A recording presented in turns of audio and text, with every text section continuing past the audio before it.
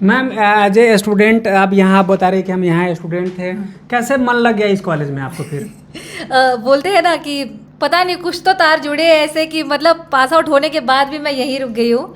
तो लाइक क्योंकि उन्होंने अपनाया है, ये कॉलेज ने मुझे ऐसे अपनाया है कि जहाँ मुझे अपने फ्यूचर के लिए भी उन्होंने मतलब मुझे पढ़ाया। मेरा पूरा MBA यहाँ हुआ है।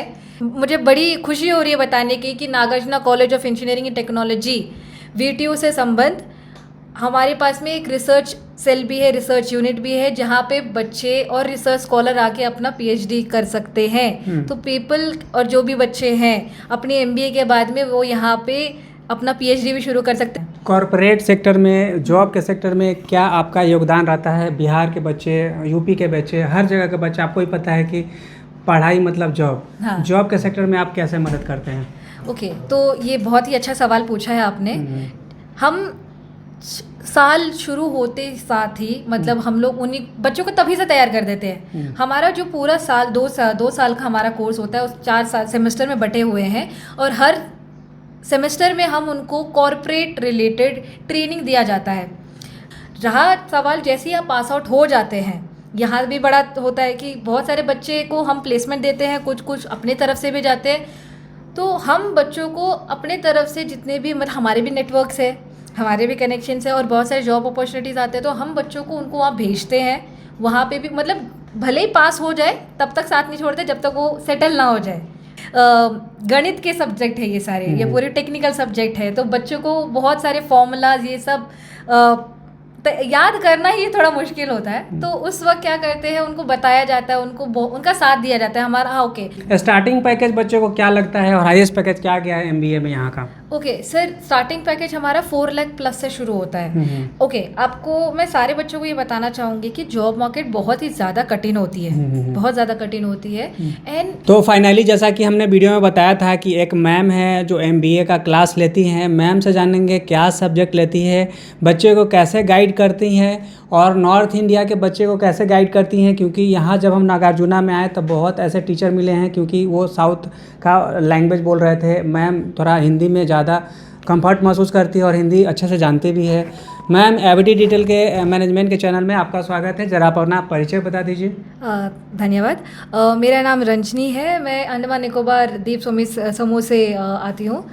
मैं यहाँ 2018 में आई थी यहाँ पे और बताते हुए बहुत ज़्यादा खुशी हो रही है कि मैंने अपना MBA इसी कॉलेज से किया है। मैं यहाँ की एलुमनाई हूँ एंड बढ़ते बढ़ते मैंने यहीं पे अपना करियर स्टार्ट किया है और Nagarjuna college of engineering technology में मेरा ये दूसरा साल चल रहा है। और पूरे Nagarjuna college of engineering technology की तरफ से तहे दिल से मैं आपका स्वागत करती हूँ। यहाँ पे आने के बाद में बहुत कुछ सीखने को मिला। जब मैं स्टूडेंट थी तब भी मैंने बहुत कुछ सीखा एंड आज मैं एज अ टीचिंग प्रोफेशन में हूँ तो भी मैं सीखते ही जा रही हूँ। तो ये है मेरा छोटा सा बायो आपके लिए। हाँ मैम, एज ए स्टूडेंट आप यहाँ बता रहे कि हम यहाँ स्टूडेंट थे, कैसे मन लग गया इस कॉलेज में आपको फिर? बोलते हैं ना कि पता नहीं कुछ तो तार जुड़े हैं ऐसे कि मतलब पास आउट होने के बाद भी मैं यहीं रुक गई हूँ।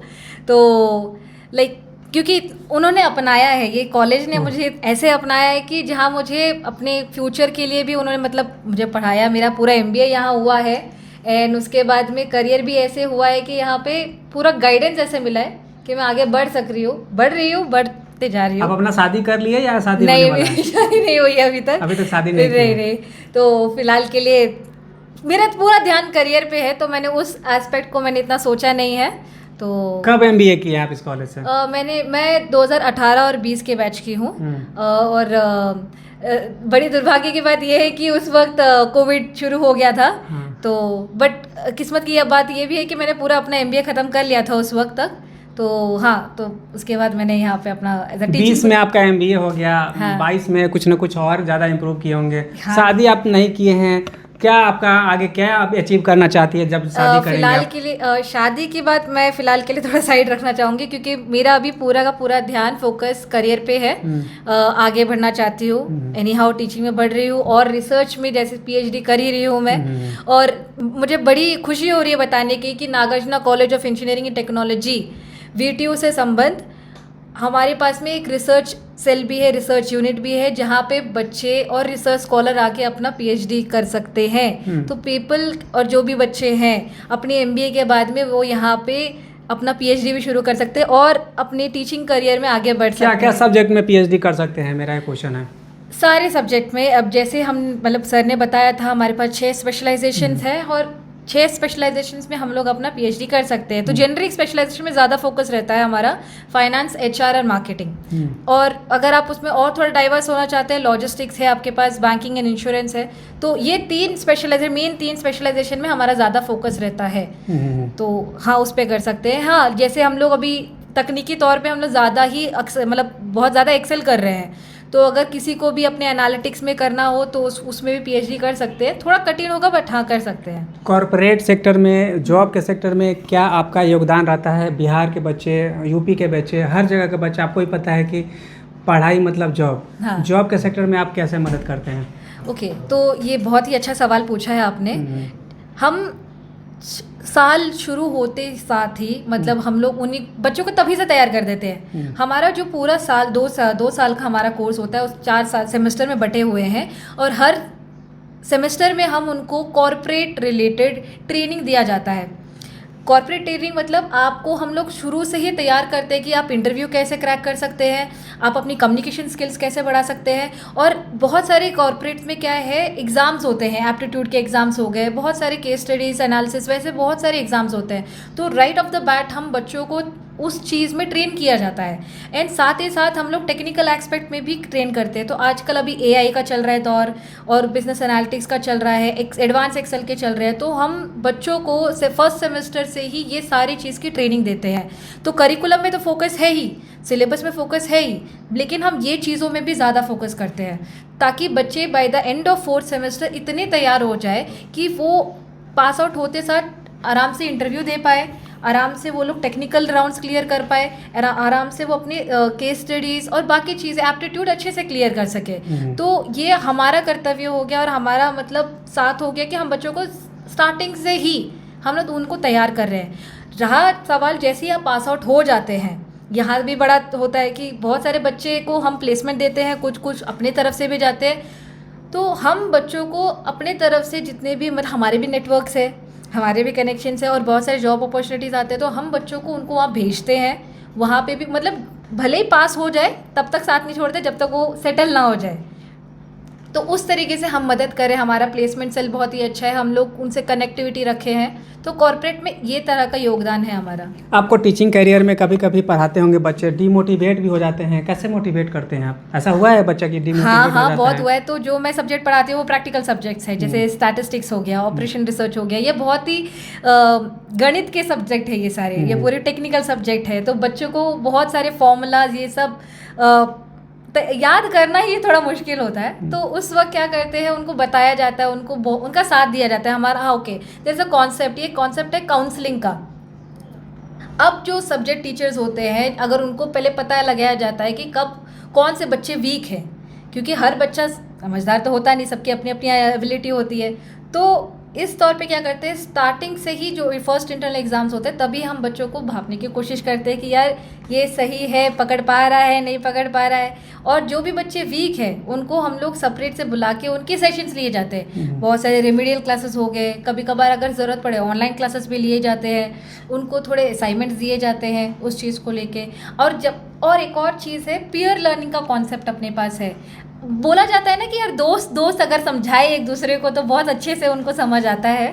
तो वैसे हम क्या करते हैं, पीयर लर्निंग का कॉन्सेप्ट लेके आते हैं, जहाँ पे एक होशियार बच्चे, पूरी गैंग होती है उनकी, वो जाके उनके दोस्त को हेल्प करते हैं। अगर कोई कॉन्सेप्ट उनको समझ नहीं आए तो हम उस चीज़ को भी ज़्यादा मोटिवेट करते हैं।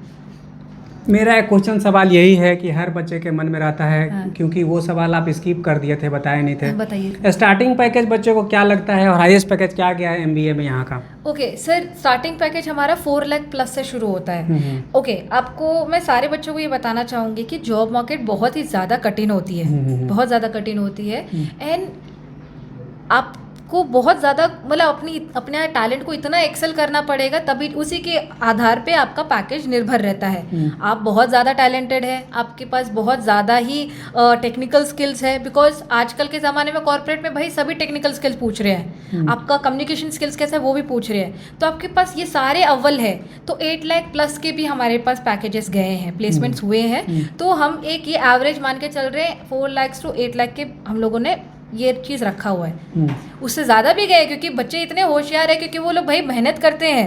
अगर कोई छात्र इतना ज़्यादा मेहनत करने को तैयार है, सपोर्ट अपने ऊपर काम कर रहा है बंदा, तो उससे ज़्यादा भी कमा सकता है वैसा। तो it is like her student पे, हर छात्र के अलग अलग एबिलिटी पे डिपेंड करता है, but the category is like 4 lakh plus to 8 lakh plus, ऐसा है। मैम हाईएस्ट पैकेज आप अपना नहीं बताएं, हाईएस्ट पैकेज क्या है इस तो कॉलेज का? हाईएस्ट पैकेज अभी तक का हुआ है 15 लाख। Highest package 15 lakh. हाँ। मिनिमम से कितना रहा है, हाईएस्ट क्या रहा है, एक बार फिर रिव्यू। मिनिमम हमारा 4.5 का एवरेज रहा है मिनिमम, एंड हम लोग मैक्सिमम गए हैं 15 लाख के ऊपर, लाइक हुआ है 15 लाख का फैक्ट। अब हम वीडियो काफ़ी लंबा ना हो जाए, इसलिए हम यहाँ पे क्लोज करते हैं। कोई ऐसा मन में बात रह गया हो जो मैसेज देना चाहते हैं बिहार के स्टूडेंट को, यूपी के स्टूडेंट को, झारखंड के स्टूडेंट के, नॉर्थ इंडिया के स्टूडेंट को, अंडमान निकोबार से आप हैं वहाँ का बच्चों को, क्या मतलब मैसेज देना चाहेंगे?